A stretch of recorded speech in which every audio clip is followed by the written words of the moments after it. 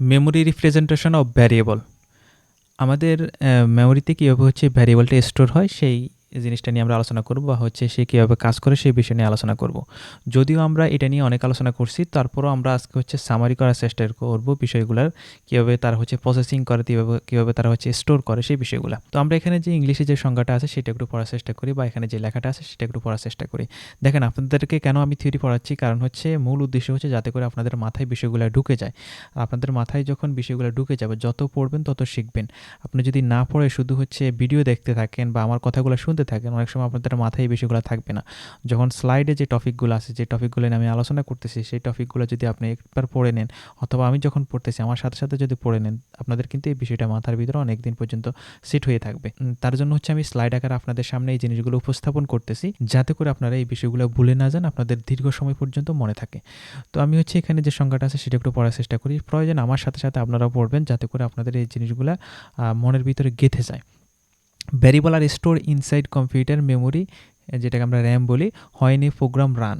আমাদের যখন প্রোগ্রামটা রান হয় তখন হচ্ছে আমাদের মেমোরির ভিতরে, বা হচ্ছে আমাদের যে র্যাম আছে, কম্পিউটারের যে মেমোরি আছে, তার ভিতরে হচ্ছে ভ্যারিয়েবলটা স্টোর হয়ে যায়। When you declare a variable in a program, the computer complete 4 step.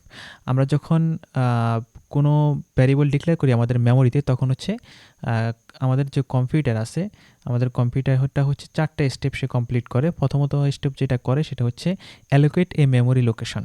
সে হচ্ছে একটা মেমোরি লোকেশন সেট করে, কিসের জন্য, আমার যে ভ্যারিয়েবলটা আমরা ডিক্লেয়ার করব সেই ভ্যারিয়েবলের জন্য, এবং সে কিন্তু একটা অ্যাড্রেস নির্ধারণ করে ফেলে সেই সময়।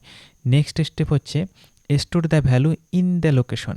সেই লোকেশনে সে হচ্ছে একটা ভ্যালু স্টোর করে দিবে। 3 নাম্বার হচ্ছে সে যেটা করে associate it with the variable name. সে হচ্ছে ভ্যারিয়েবলের নাম সহ এটাকে সংযুক্ত করে দেয়, বা হচ্ছে যুক্ত করে দেয়। নেক্সট হচ্ছে 4 নাম্বারে সে যেটা করে ভ্যারিয়েবল রিপ্রেজেন্টেশন করে, অর্থাৎ সে ভ্যারিয়েবল এটাকে কনভার্ট করে ফেলে।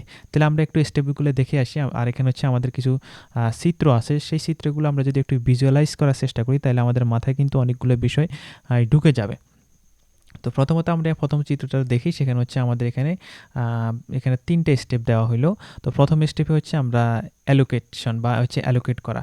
তো অ্যালোকেশনের ক্ষেত্রে যেটা হচ্ছে, আমরা এখানে একটা মেমোরি অ্যাড্রেস সে দিল, বা হচ্ছে একটা মেমোরি অ্যাড্রেস সে র্যামের ভিতর থেকে খুঁজে বের করলো, যেই অ্যাড্রেসটা হচ্ছে ফাঁকা থাকবে, অথবা যে অ্যাড্রেস বা মেমোরির যে সেলটা ফাঁকা আছে সেই সেলে সে একটা অ্যাড্রেস খুঁজে বের করলো। তো আমরা নেক্সটে আসি। নেক্সট হচ্ছে স্টোরেজের কাজ করা, অর্থাৎ সে ভ্যালু স্টোর করবে। তো ভ্যালু স্টোর করার ক্ষেত্রে আমরা ধরেন একটা ভ্যালু অ্যাসাইন করলাম 24 বা 25, সেটা হোক ইন্টিজার বা ফ্লোট অথবা যে কোনো ডাটা টাইপের হইতে পারে। তো আমরা যখন 25 ভ্যালুটা আমরা স্টোর করলাম, সে কিন্তু মেমোরির ভিতরে এই ভ্যালুটার জন্য, বা এই ভ্যালুটা সেট করার জন্য হচ্ছে ওই খালি জায়গার ভিতরে নিয়ে যায়, অথবা সেটাকে সেট করে দেয়।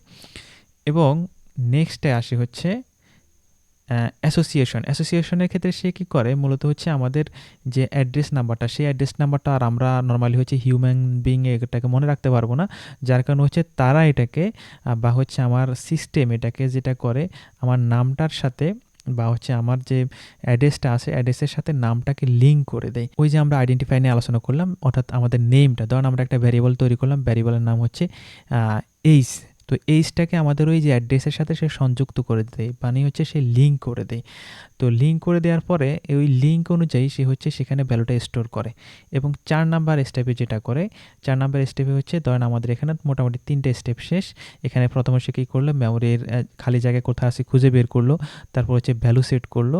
ভ্যালু সেট করার সাথে সাথে সে এখানে হচ্ছে লিঙ্কের মাধ্যমে আমাদের যে নামটা ছিল, আমাদের যে ভ্যারিয়েবলের নামটা ছিল, সেই নামটার সাথে হচ্ছে একটা অ্যাড্রেস সেট করে দেয়, এবং পরবর্তীতে এসে ফাইনালি সে হচ্ছে বাইনারিতে এটাকে কনভার্ট করে। তো বাইনারি ধরেন আমাদের ভ্যালুটা হচ্ছে 24, এই 24টাকে সে কনভার্ট করে হচ্ছে বাইনারিতে নিয়ে যায়। তো বাইনারিতে কীভাবে কনভার্ট করে, বিট বাইটের হিসাব ইত্যাদি বিষয়গুলো নিয়ে কিন্তু আমি অলরেডি আলোচনা করছি। যারা হচ্ছে এই বিষয়গুলো মিস করে ফেলছেন তারা হচ্ছে আগের ভিডিওগুলো দেখতে পারেন, অথবা হচ্ছে আমাদের যে ফুল লিস্ট আছে সেখানে আপনারা ফলো করতে পারেন। তারপর হচ্ছে সেটাকে কনভার্ট করার সময় এখানে হচ্ছে আমাদের অনেকটা এটা হচ্ছে সুইচের মতো কাজ করে। যখন আপনি এখানে বিট বাইটে জিনিসগুলো রাখবেন, তখন যখন 1 হবে সেটাকে আমরা অন হিসেবে ধরবো। যেমন এখানে দেখেন গ্রিন কালার, এটা হচ্ছে অন, এবং যখন অফ হবে সেটাকে হচ্ছে আমরা 0 দিয়ে রিপ্রেজেন্ট করি, বা হচ্ছে 0 দিয়ে এটাকে আমরা রেখে দেই, সেক্ষেত্রে আমাদের 0 রিপ্রেজেন্ট হয়।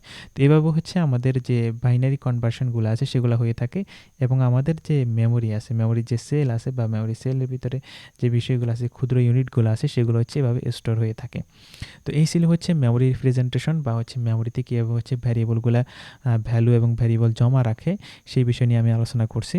তো নেক্সট হচ্ছে আমরা পরবর্তী টপিক নিয়ে আলোচনা করব।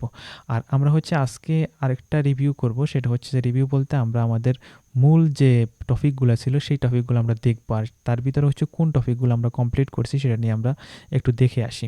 সেক্ষেত্রে আমরা যদি দেখি যে আমাদের পর্ব 2, যে পর্ব নিয়ে আমরা এতদিন পর্যন্ত আলোচনা করতেছি, অর্থাৎ পর্ব 2 এর আন্ডারে কোন কোন টপিকগুলো আছে, সেগুলো হচ্ছে যে database information, C programming, token, character set.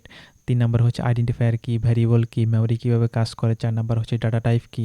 5 number হচ্ছে কনস্ট্যান্ট অ্যান্ড লিটারেলস। 6 নাম্বারে হচ্ছে variable declaration and initialization. 7 number হচ্ছে স্কোপ অ্যান্ড লাইফ টাইম। তো আজকে যেটা নিয়ে আমরা আলোচনা করলাম সেটা হচ্ছে মেমোরি রিপ্রেজেন্টেশন অফ ভ্যারিয়েবল। তার মানে হচ্ছে আমরা 8 নাম্বার টপিকে আসি, আমাদের পর্ব 2 এর ভ্যারিয়েবল অ্যান্ড ডাটা টাইপের আমরা হচ্ছে 8 নাম্বার টপিকে আসি। 8 নাম্বার টপিক যখন আমাদের শেষ হয়ে যাবে, তার পরবর্তীতে হচ্ছে আমরা 9 নাম্বার টপিক নিয়ে আলোচনা করব। তার মানে হচ্ছে আগামী ক্লাসে বা হচ্ছে নেক্সট ভিডিওতে আমরা আলোচনা করব হচ্ছে টাইপ কাস্টিং। আর টাইপ কাস্টিং নিয়ে যখন আলোচনা করব, মোটামুটি আমাদের পর্ব 2 শেষ হবে, অর্থাৎ ভ্যারিয়েবল অ্যান্ড ডেটা টাইপ নিয়ে আমাদের যে বিষয়গুলো ছিল সেগুলো শেষ হবে। তো ইনশাল্লাহ আমি আশা করি আপনারা এই পর্যন্ত আমার যতগুলো ভিডিও তৈরি করছি সবগুলো আপনাদের দেখা হয়ে গেছে। তো ইনশাল্লাহ রেডি থাকেন পরবর্তী পর্বের জন্য, এবং পরবর্তী পর্বতে আমরা আরও নতুন নতুন বিষয়গুলো শিখব। আসসালামু আলাইকুম রহমতুল্লাহি ওয়া বারাকাতুহু।